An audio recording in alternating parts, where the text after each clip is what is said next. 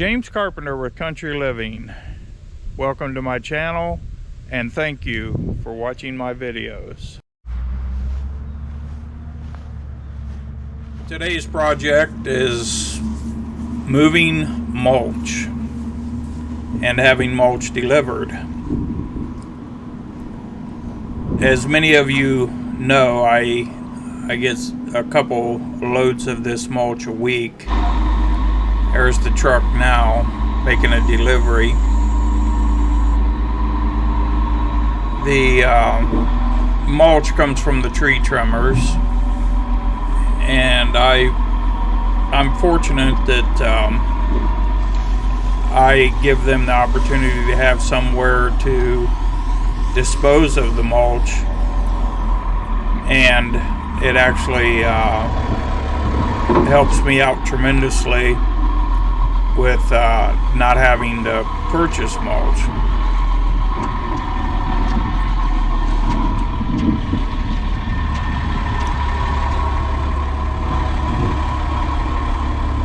The intentions are to mulch the majority of the boundaries of my property. And speaking of the property, those trees you see in the background, the pine trees, I planted all those from little sticks and they matured into full-size trees. So now maybe I'm dating myself a little bit. I've owned a property since 1974 and just developed everything you see in these videos. And as I age, it's becoming more and more difficult for me to keep up with the mowing, because there's a total of 6 acres that I keep very well groomed. And by putting this mulch around these pine trees, around the perimeter of the property, it's going to reduce my mowing time considerably. Now, back in 1974, when I purchased the property, that was an actual fence row. It had an old fence in it, and berry bushes and all kinds of stuff growing up in it.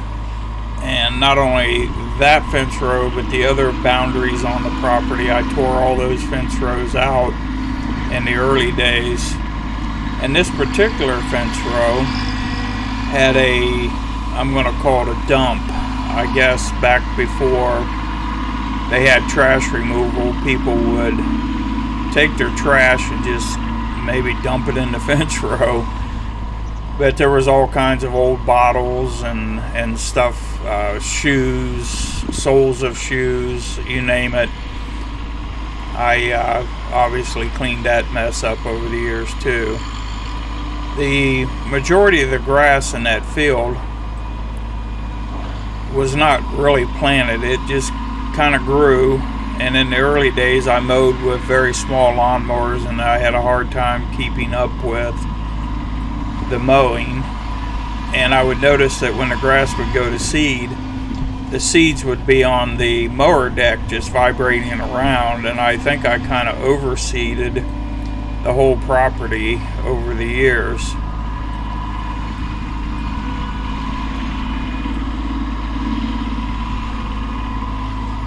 I didn't do any kind of weed control back in those days. I've since gotten a lot better with chemical applications for the weeds and different fertilizers and things like that. I take pride in my grass. I jokingly tell my friends, I said, if you can find a weed in my yard, I'll give you $10, because that's how scarce the weeds are.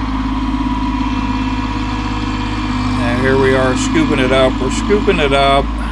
That's a pretty good sized scoop right there. The mulch doesn't weigh much, so I can pretty much overload that bucket. And the little B series Kubota doesn't even notice. I'm spreading it about a foot thick or better, and then once it's spread, I've found that there's a couple different ways to level it out. One, I can put the tiller behind the tractor and till the mulch and till through the humps, and it has a tendency to level them out. That doesn't work well underneath the trees because I can't get the tiller underneath the trees. So that area has to be hand raked. And if you look down through there, you can see that we've already finessed a considerable amount down through that fence row.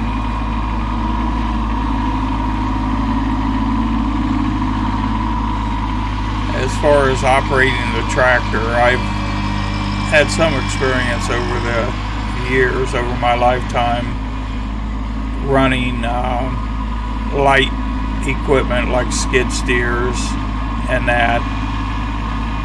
And I did learn a few tricks on using buckets, which comes in handy, especially with the Kubota. And then we go back to my real early days. We talked about 1974. 1973 is when I enlisted in the military, and I was in the U.S. Cavalry, and we had tanks. We had Sheridans, for those of you who have some military background, and we had armored personnel carriers, which they called 113s. I was actually the tank commander of a 113, and I've got experience obviously driving tanks, for what that's worth. Some of you out there go, oh, how cool, we got to drive tanks.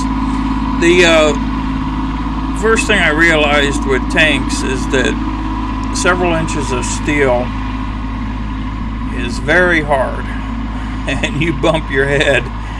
You get bounced around in those tanks as they're moving down the road, and you bump your head on that thick steel, and it's definitely noticeable. But I enjoyed it, and I had a Jeep for in the early days when I was a scout. I drove a Jeep, and it was a brand new one, and it was registered for 80 miles an hour. And you know, we were young kids back then. We'd lay the windshield down and put our goggles on and see how fast we could get it going. And I think it was registered for 60, but I think top speed was 80, because you could take the speedometer past 60 down to miles per hour. So with the speedometer was headed straight down where it said miles per hour, and I assumed that was about another 20 more miles per hour. But we had a lot of fun. It was an enjoyable time in the military. A good experience.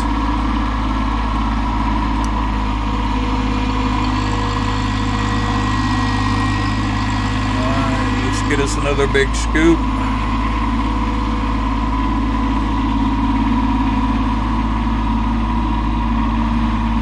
Get it all spread. The truck will be bringing us more here soon. I know that for a lot of you probably think, my goodness, it's a lot of mulch. But you know, putting it down about a foot thick, 3-4 years, it's going to start to compost down and turn into soil. So it's only going to enrich the current soil on the property. Back in the old days, I had a deal going with the local zoo. My brother-in-law worked there, and he hauled all the trash, and one of the things that he hauled was the manure from all the the elephants and the rhinos and the giraffes and the fish. You name it, every animal in the zoo they had to dispose of the manure. So for 2 or 3 years, until the neighbors really started to complain, because within a half-a-mile radius of my property, it smelled like the zoo, which it's not an offensive smell, but it is an unusual smell. So there was, over the years, I've imported a lot of zoo manure and enriched the soil. I really enjoy that type of make the soil rich, turn that Ohio clay into very good topsoil. And I've had a lot of, there's some of you may have heard of a place called Select Sire. It's a place that raises bulls, and I won't get into the details what they do, but they artificially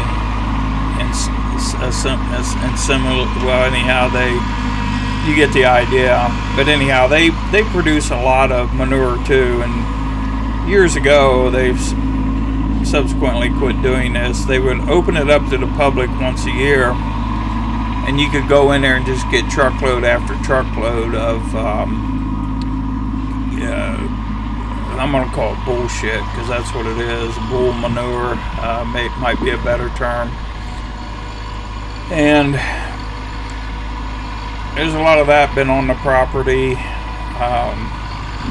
So the zoo manure, the bull manure, and then there's a lot of local horse farms. And I've hauled in load after load of horse manure and tilled all this into the clay and just turned that clay soil back into rich topsoil across the entire property.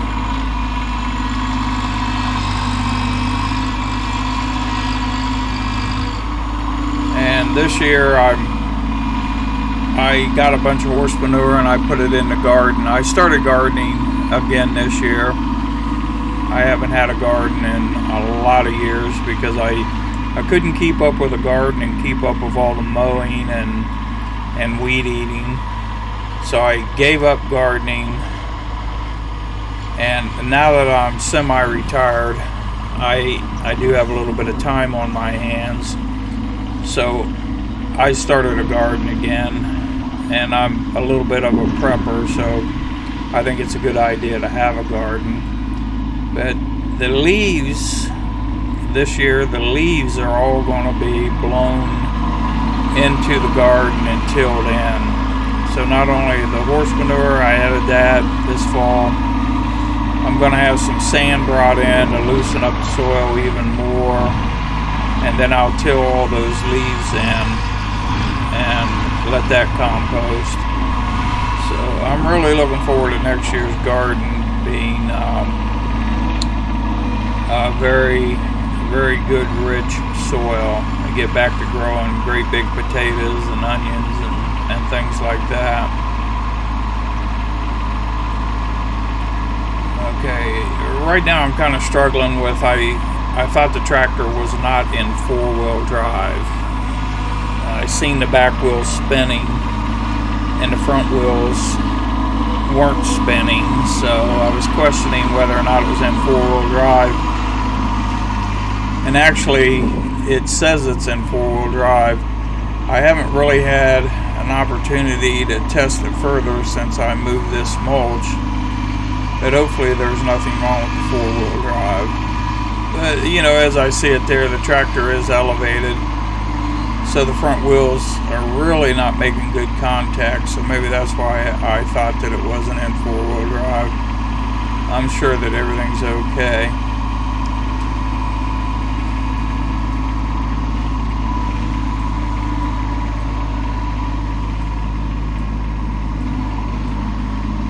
A couple things with the tractor. Obviously, I have the Piranha tooth bar that I put on there, which I think is a smart move for anybody that has a bucket.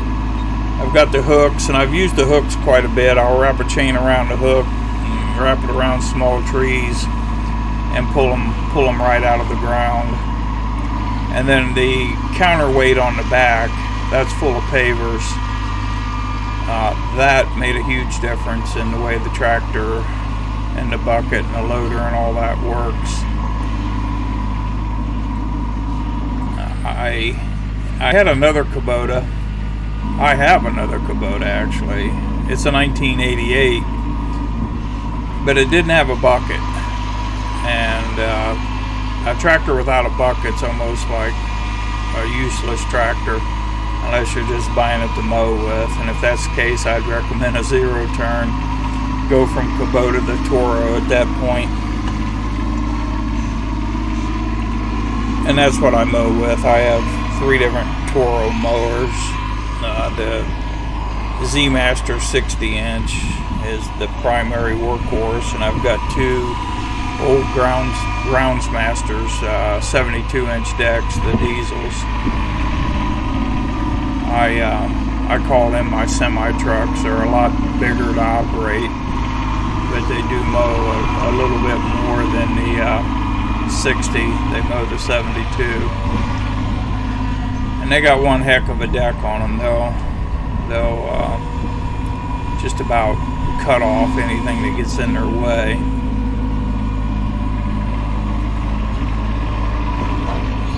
So I'm using the bucket there to back drag a little bit, knock the mountains down. And it looks like I'm just about finished here with spreading the mulch.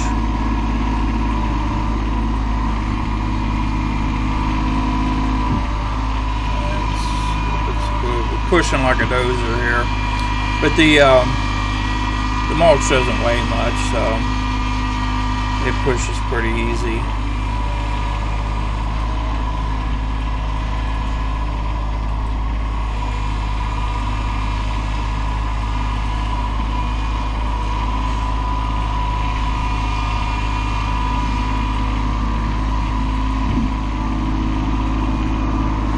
So the video is starting to wind down. At the end of the video, I did get that tarp I've been talking about for the wood. So I've got my wood all stacked up for the winter. I've got a tarp on it. There we go. I want to thank you for watching my videos. James Carpenter with Country Living.